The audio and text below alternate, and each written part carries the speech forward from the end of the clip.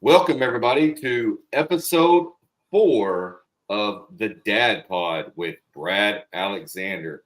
Hey, folks, we've made it to the 4th episode of the Dad Pod.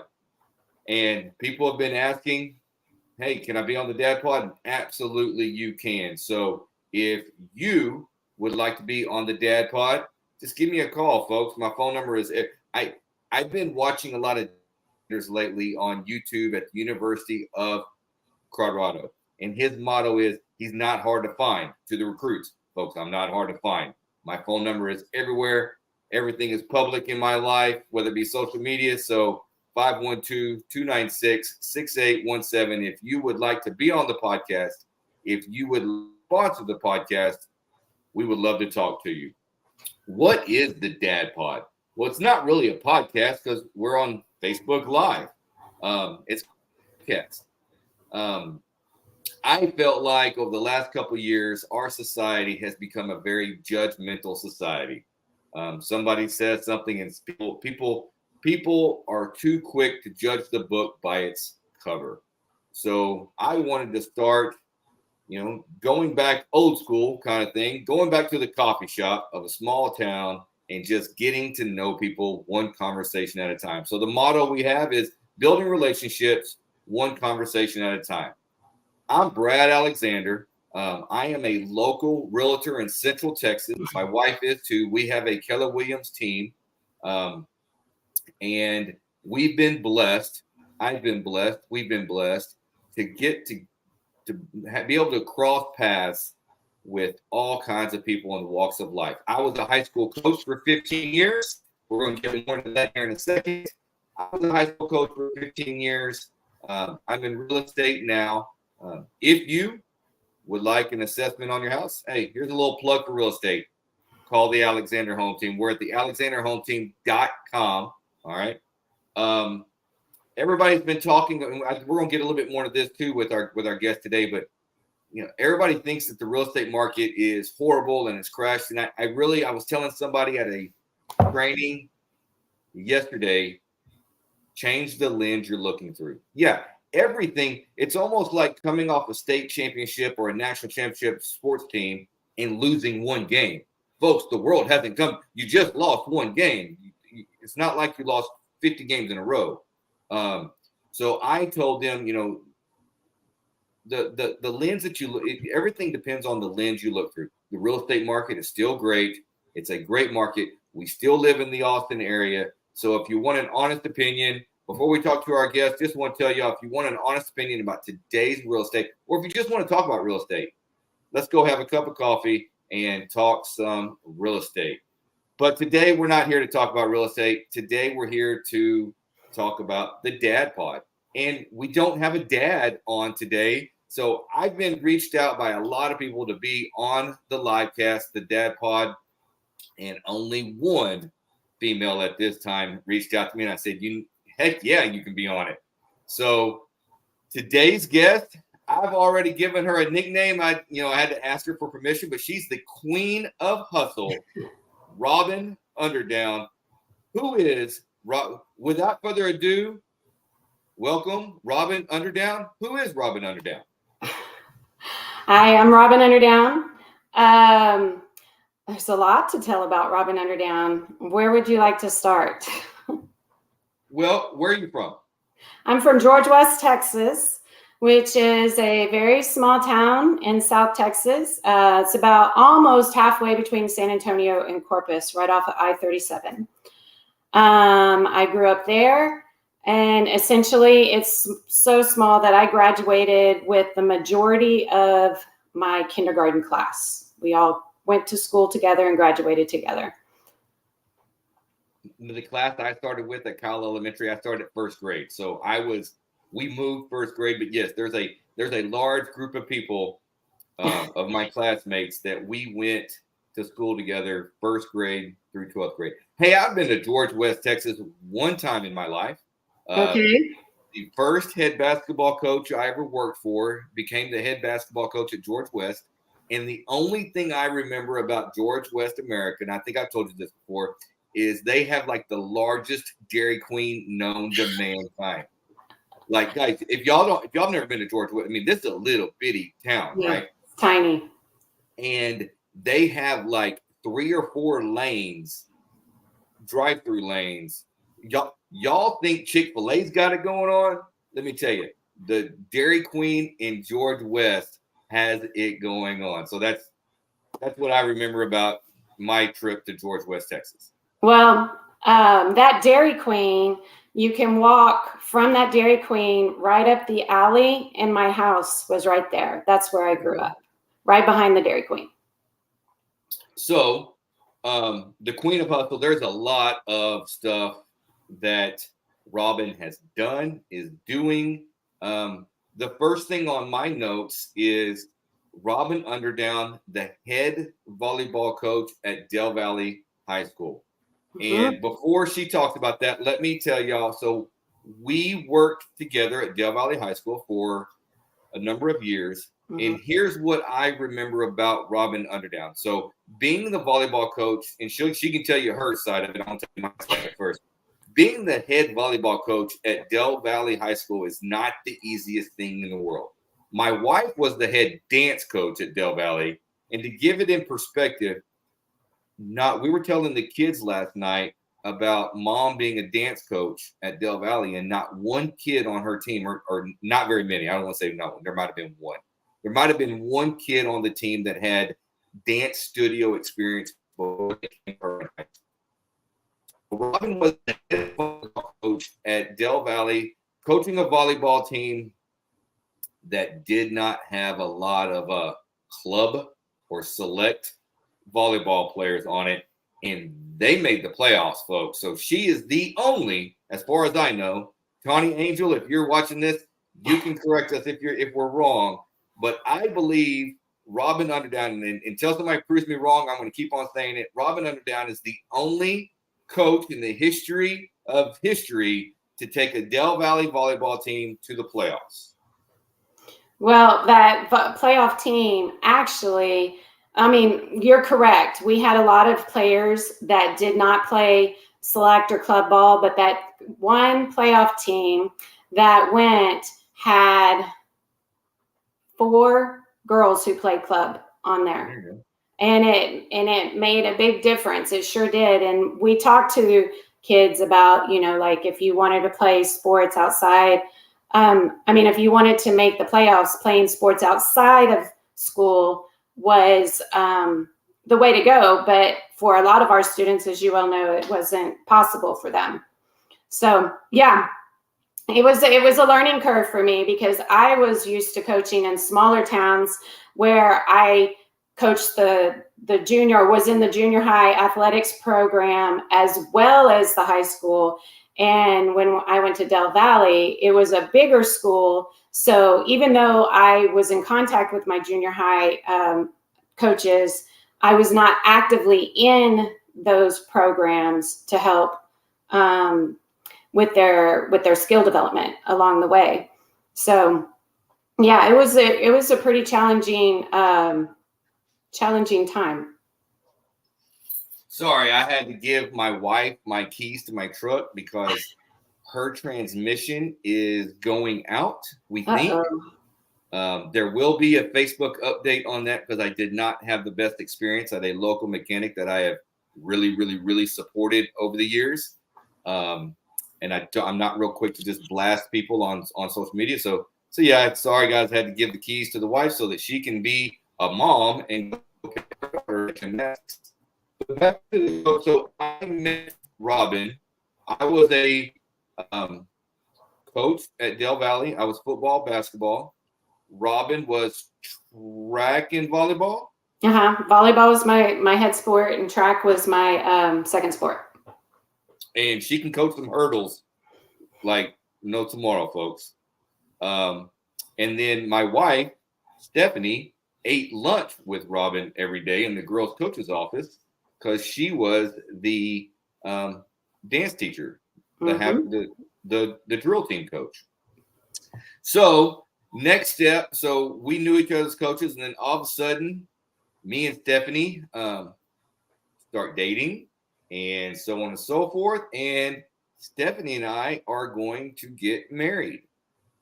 And come to find out, Robin Underdown, not only is she playoff winning coach at Del Valle, she also owns a photography business that specializes in weddings. So how did you become a photographer?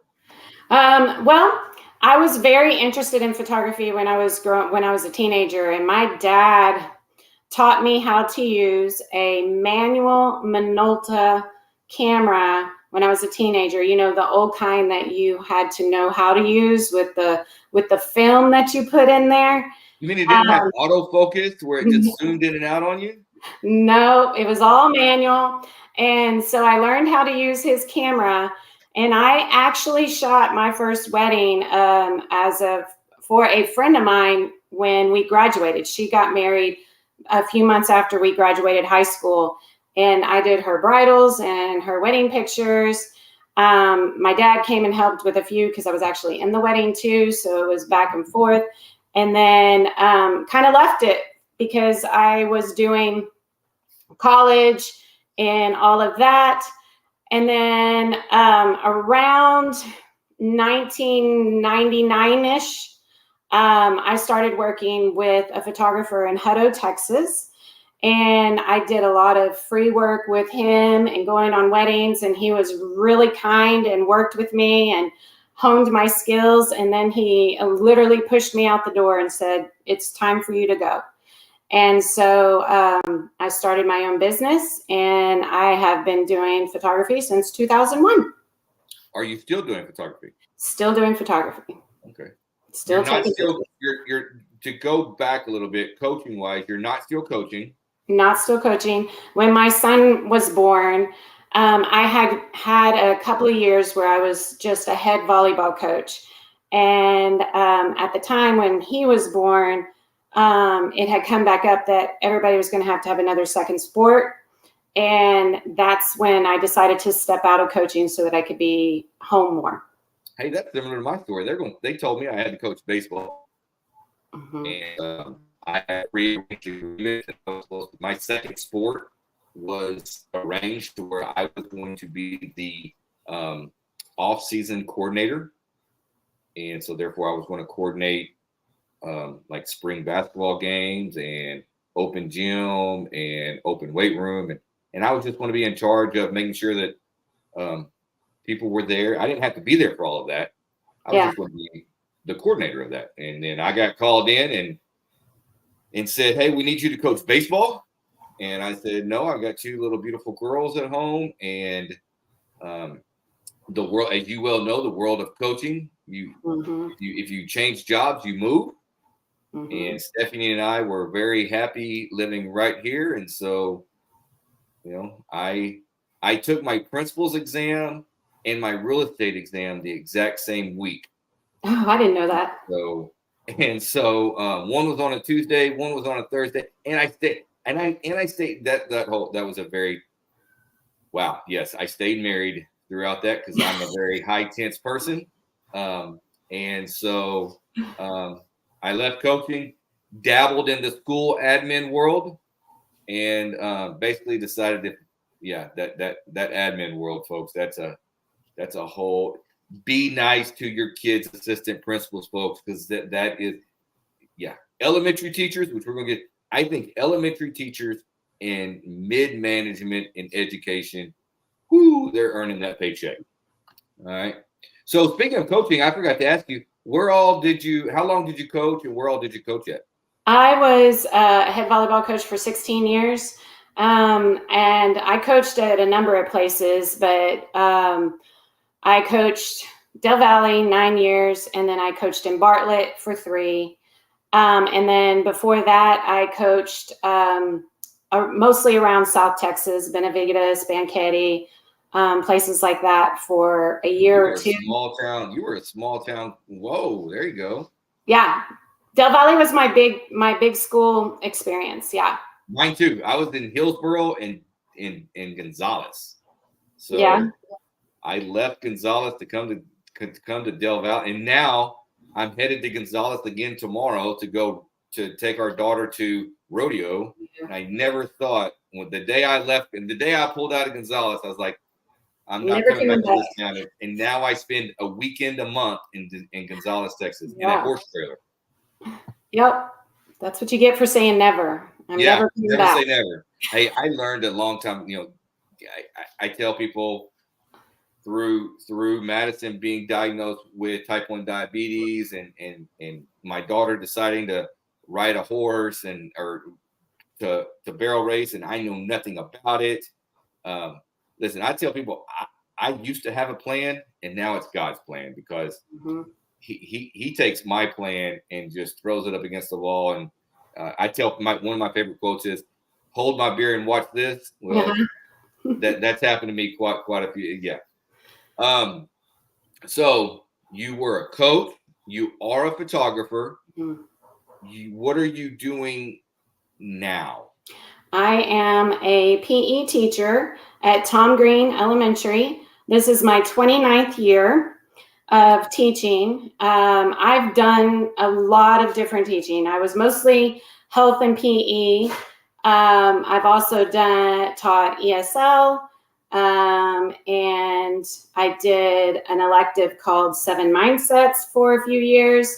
And then I taught kindergarten for 3 years, thought I would never teach in the classroom, said never in my life will I teach in the classroom. Taught 3 years of kindergarten, which a lot of people were like, "You're going to do what?" Because I a secondary kind of person with a secondary personality. You know what my secondary personality, you know what I tell people is? Huh. I had to teach or coach kids old enough for me just to look them in the eye and tell them to shut up.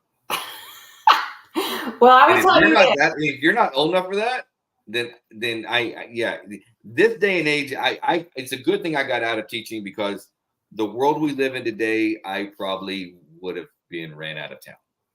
Well, you definitely have to monitor what you say quite a bit. But I talk to generally kindergartners just like I did the juniors and seniors, just like they're little people, and they respond to it. So I taught kindergarten for 3 years. And then because Sunfield was opening, they were going to split our campus. And I was told I was going to have to leave Tom Green. And that's where my daughter was going to school. So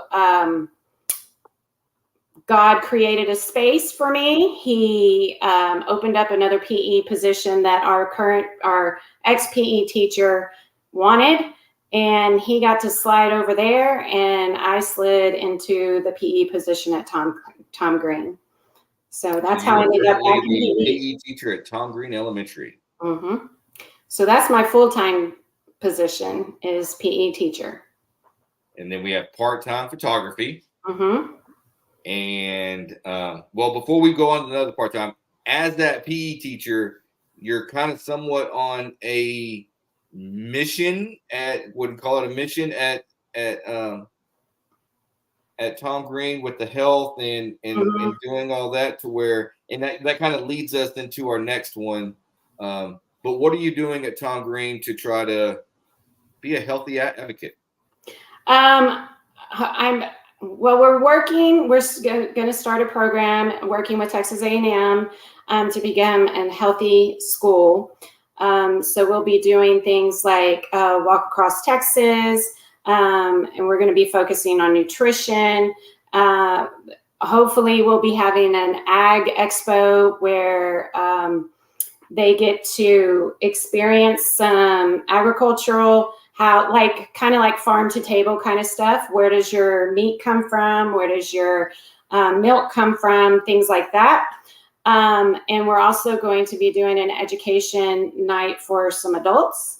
We'll also be participating in Marathon Kids. So we've picked up and started doing a lot of running for endurance and health. I am implementing challenges each month for our teachers. I'm not sure if they enjoy all of it or not, but I really speak a lot about health and nutrition on our campus. And I'm leading us, or hopefully I'm leading us in that direction. because I'm a big believer in happy, healthy adults create happy, healthy classrooms, and children, if they are healthy and well fed, then they can learn better. So speaking of that, Robin put me onto this book, and she used to be a 7 Mindsets coach. I made my oldest daughter read it. It's about time that I make my youngest daughter read it, and I read it with them. Robin and I have been on a personal mission that we got to get just on just being positive. Mm-hmm. And this started before the pandemic. We both were going through, I guess, trying to, and I really, Robin, really, to be honest with you, I wish I knew about this stuff when I was a coach at Dale Valley High School. Yeah. The power of the mind. And like I told y'all, I've been watching a lot of Deion Sanders at Colorado because I thought Deion was just prime time and all noise and no substance. Well, folks, I was talking about judging a book by its cover. I was completely wrong about Deion Sanders. But the more I think I wish I knew affirmations. I wish I knew positive mindset. I wish I knew all of that stuff when I was a coach, but I wasn't. So now I use it with my business, and now I use it with, waking up and getting your heart rate going first thing in the morning.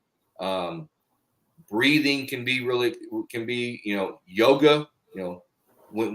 I will say I did make the basketball players do yoga through our next topic at Del Valley. So I was getting there. So you are also a Beachbody coach. Mm-hmm.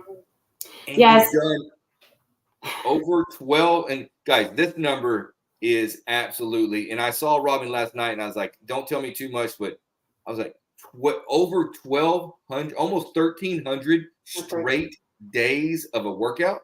Yes. So next week will be 1,300. So it's 1,293 today. And so next Wednesday, I guess, will be 1,300 straight workouts, straight days of working out. Now, I will say not every, like Saturdays and Sundays are usually lighter and not as long, like 20 minutes.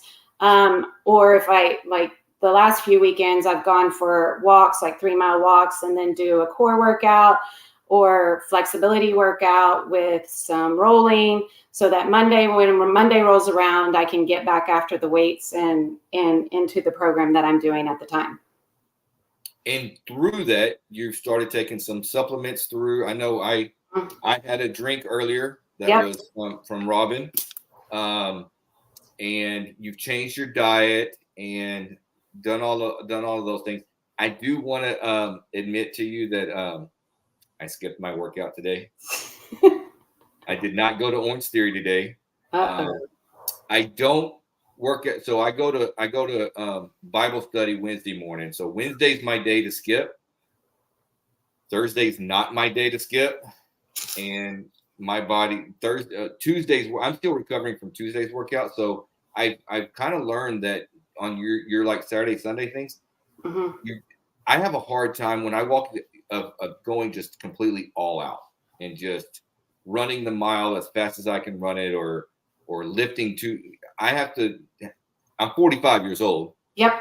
I need to push when my body needs to be pushed, but then pull back and stretch and do those things. So, yeah, I mean, it's been quite, so tell us about Beachbody and what you do for them and that. So I guess that's another side gig. Yes, it is.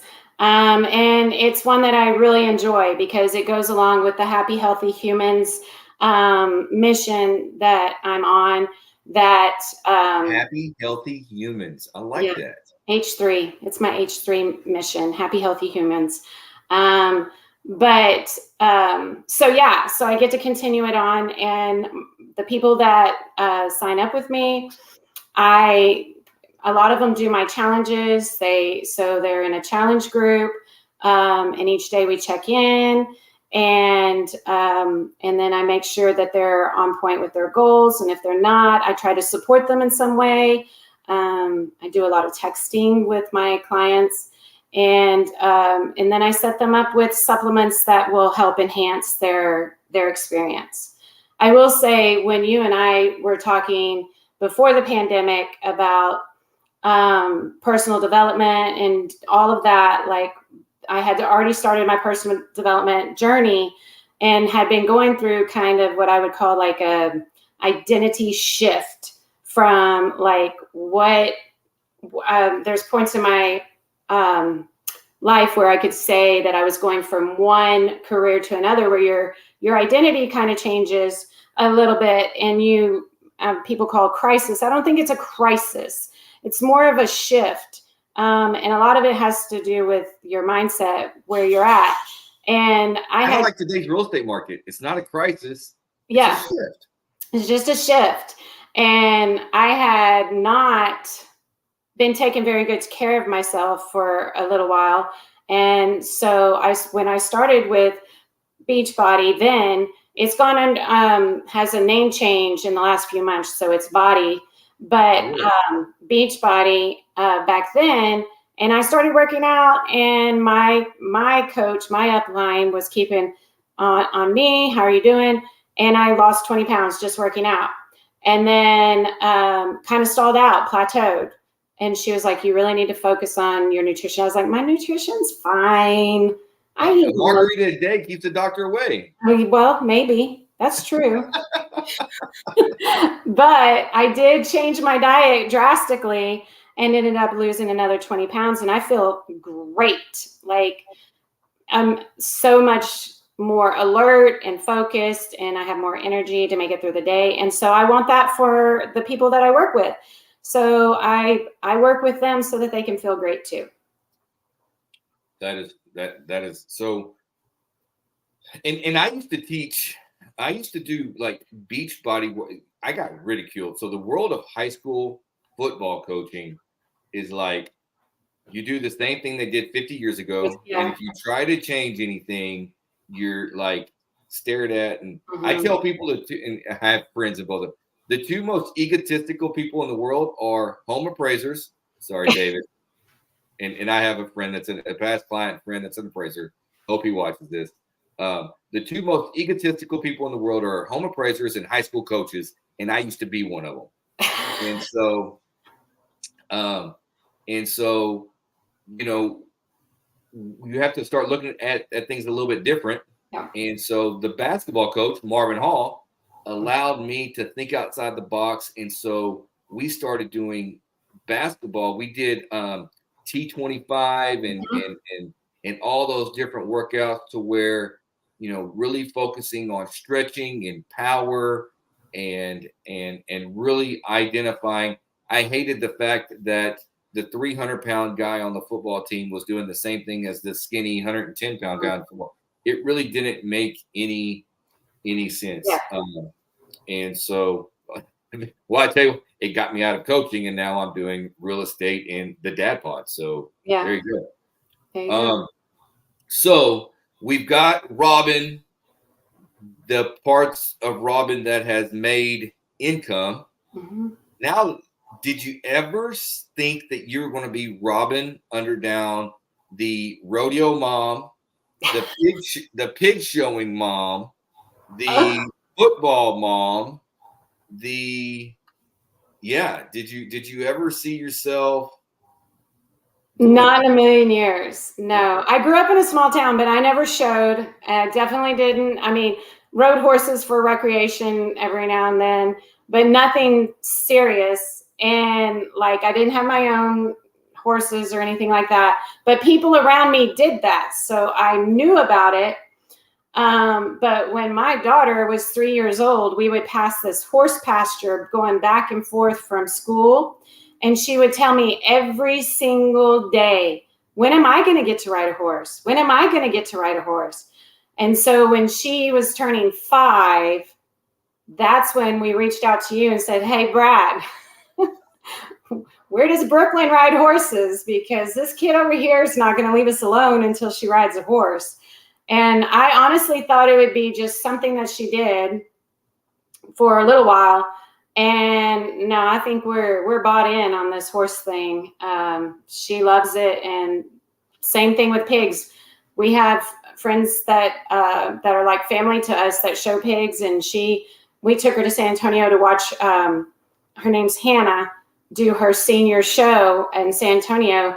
And she turned right to me and said, I want to show pigs. And I was like, well, then you better talk to Jay, which was Hannah's dad. And here we are showing pigs. So that's how we got into that world. And so it's, I tell people, God's got a plan, I always say, hold my beer and watch this. I worked with Robin in the mid 2000s to 2010, maybe. And then Robin disappeared. And then all of a sudden I don't know how. So since then, Robin was a coworker. Then she photographed our engagement and wedding and maybe maternity, because and all that happened all that happened, if y'all get the idea, all that happened really, really quick in there. And then Robin disappeared for a hot minute, and I wasn't in business then, so I didn't have to keep track of people back then. And then all of a sudden I got into business, and we helped Robin and Andrea sell their house, buy their house. We helped them so they started taking horse lessons where Brooklyn took horse lessons. And then now we have pigs in the same barn. Saw Robin last night. Thanks to Matt Posey and Jay, the ag teacher from George West High School, delivers pigs to Hayes kids. Why? Because there's not much support, but that's a whole nother level. That's a whole nother conversation. So yes, the kids of Hayes 4-H or Buda Kyle 4-H get support from the ag teachers in George West, because that's where the help is at. So yeah, we've crossed that. We have been. So my daughter does horses and barrel racing, and so does Robin's. You have a son that is an athlete and had a junior high football game Tuesday night while we were, or right before the 4-H meeting, I heard. So he's at Dahlstrom. Yep. And he plays football. He started playing flag football many years ago, and we supported him, and he I would not let her put him in tag. I told you. Do what? I said, I told you a long time ago, I was anti-tackle football at that young age. So yeah, and we were too. We didn't feel like he needed to. There's all kinds of research and stuff on head injuries and concussions and growth plate issues and things like that. So we wanted to steer clear of that. And then he decided he wanted to play junior high football, and that's what he does now. So he's at Dahlstrom playing football, and that's his love. That's what he does. And is he going to play basketball, track? Is he going to run hurdles?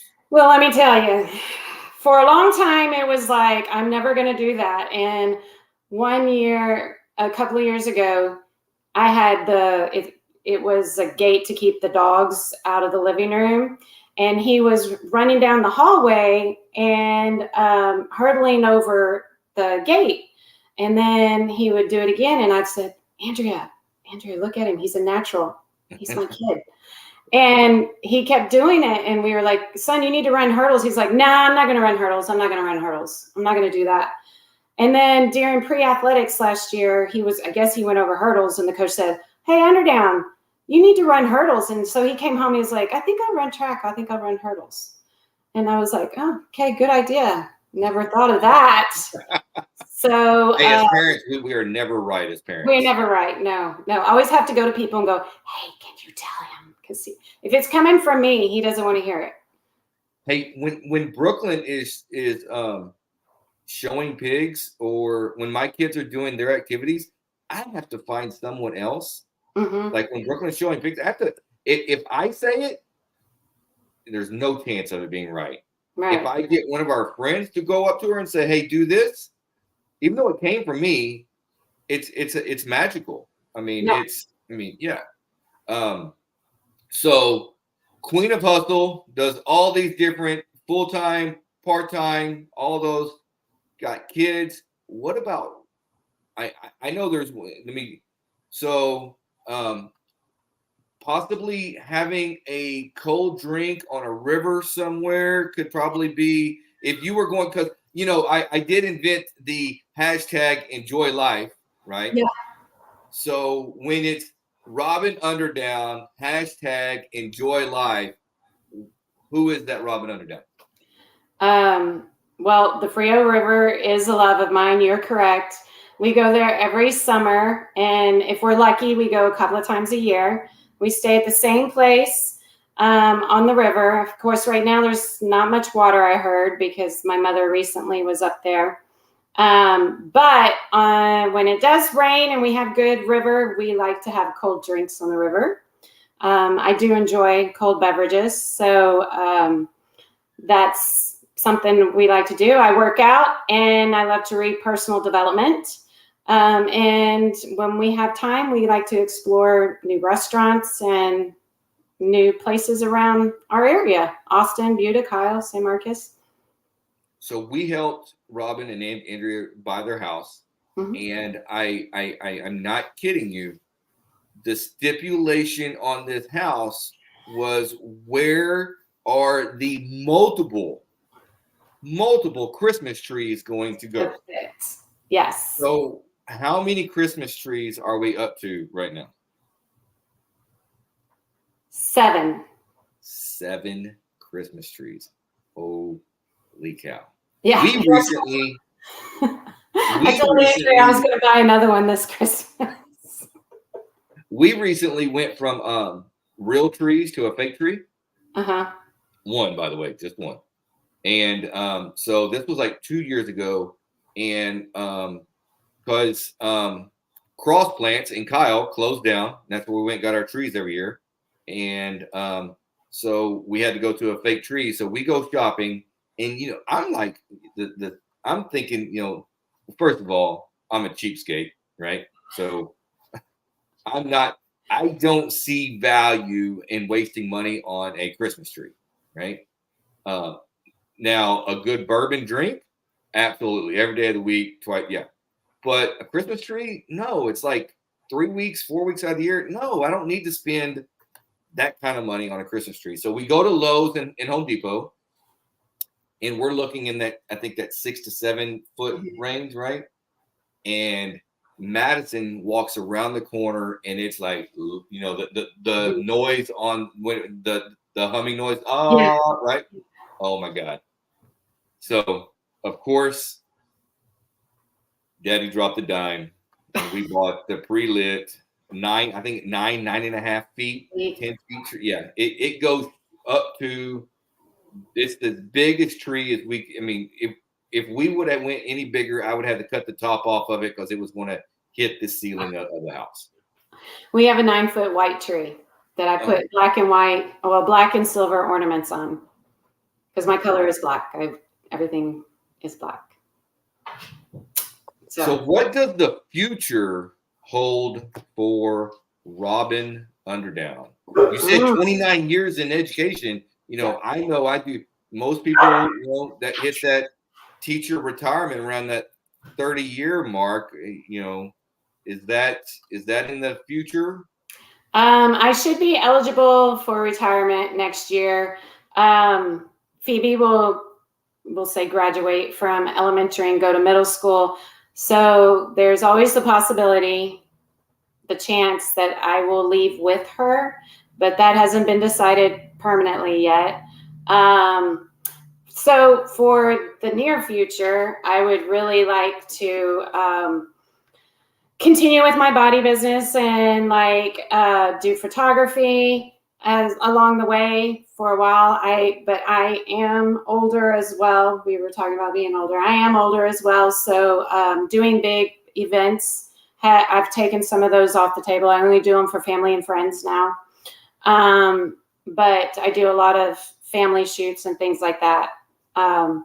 So continuing some of that. And other than that, I just spreading health and wellness and personal development in any way I can. Just so y'all know, I've been recruiting Robin to join the Alexander home team for I knew you were going to bring that up. about 3 years now. And so my future plan for Robin is that Phoebe goes on to middle school. Robin hits the 30-year mark in education so she can retire, and she retires right smack dab right in the middle of the Alexander home team. So there you go. Love for those of you out there that know Robin and I from the coaching world. I think coaches, band directors, I tell people that I used to work with people's number one personal asset, their kids. Now I work with their number one financial asset, their house. And very, very similar situations on both. Here's one for you, Robin. I tell people, and you would know this, every dad who coached Little League baseball or basketball thinks they could have done it better than me on a Friday night. Every parent also watches HGTV and thinks that they could have sold their house better than I. So yeah, I mean, it's very similar careers out there. So so that's cool. Do you have anything else that you want to cover with us? Have we covered everything? Where are you at on is there anything else that we haven't covered about the Queen of Hustle, Robin Underdown? No, I think we hit it all. From small town George West Dairy Queen to beach bot, or now it's called body, to winning, being a playoff winning coach at Del Valley, to 1,300 workouts in a row. Soon. Wow, that like made me go out of breath, man. Yeah. There you go, folks. I do get up at 3:45. I can call you, Brad, if you'd like. Robin, I am not a morning person. I no. I wake up early morning for like a few things in life. Hunting and fishing. I will wake up at 4:00 in the morning to go hunting and fishing. I wake up pretty darn early for pig shows. Yeah, we do. And I wake up pretty darn early. I feed Brooklyn's horse, and then she takes over. So I wake up. Basically, the horse has to be fed 3 hours before she runs. So if she's running at 9, somebody's got to feed at 6. Yeah. So when we are at high school rodeo, and she usually runs around 9, I feed at 6, and she starts getting, because I have a girl, right? She has to get beautified. Yeah. You can't go run those barrels without makeup on. And my wife has, because I'm like, why in the hell do you have to wear makeup to run barrels? Yeah. It doesn't make any sense to me. And my wife has explained to me, Brad, just deal with it. Yeah. So I don't understand the fake lashes. I don't understand the makeup. But hey, that's what's going to happen. I've been instructed to deal with it. So I'm going to deal with it. So next time you go feed the horse at 6, you can work out there by the trailer like I do at stock shows. Robin. No. No, it's not going to happen. It's funny whenever we go on vacations and I pack shoes to go on a run. And it never happens. I'm thinking about it. I mean, it doesn't ever happen. There was a time in there around 2015 to where me and Stephanie were big into, I think it was Beachbody at the time. And we used to go to my parents' lake house, and there's still pictures on Facebook where every time we went to the lake house, we would wake up and go running around the lake and everything. Yeah, that was like 10 years ago. and yeah, not so much See, anymore. I still work out when I go to the river. Even after cold beverages. Yeah. Maybe one of these days I'll take a video or a picture of me working out at the lake. I'll say, here you go, Robin. I worked out. So, Okay. so, I won't hold my breath. The one thing that every time they tell you, every time you go to a clinic, every time you meet somebody new, you do something. I've always been told from my coaching world, take one nugget from everything. So you may go to a coaching clinic, go to a real estate seminar, have lunch with a mentor, and get one nugget from it. And my nugget today, to be honest with you, is H3. All right. Happy, healthy humans. Happy, healthy humans. Wow. That is especially after the last 3 years or so in our lives, to where, I just think there's a lot of unhappy people, and very judgmental people. That's what got this started. Just a lot of unhappy, judgmental people. And I'm not here to judge you. Hell, let me take a minute to get to know you, and I might learn something. So today I learned about happy, healthy humans, H3. That is a cool thing. So there you go, folks. We are the Dad Pod with Brad Alexander. If you are watching it, if somebody tagged you or tag your friends on this, share it, like it. If you're Robin's mother, write a comment in the comments, say that's my daughter. Anyways, do whatever you've got to do. Make these videos go as viral as a small town guy from Kyle, Texas, doing a live cast. Just building relationships, one conversation at a time. I'm Brad Alexander. She is the queen of hustle, Robin Underdown. Until next week, y'all have a good one.